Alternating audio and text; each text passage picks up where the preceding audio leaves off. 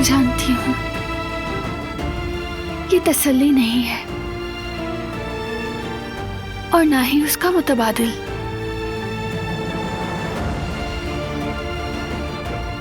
मगर मैं हमेशा तुम्हारे साथ हूं। तुम जब चाहो हम उसके बारे में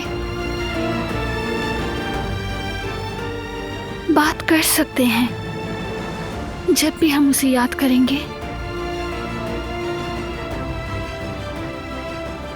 वो हमारे आसपास महसूस होगा। अगर चाहो तो करीम की याद में मछली पकड़ने चले। हाँ, जा सकते हैं।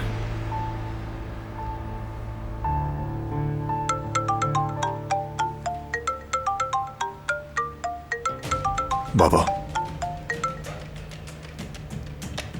हेलो बाबा। बारान, दारिया का वकील आया था अभी। उसने बताया कि वो तुमसे मिलना चाहती है। जरूरत नहीं।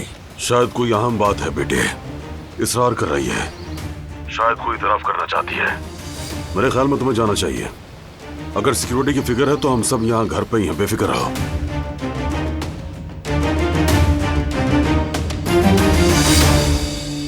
ठीक है। क्या हुआ?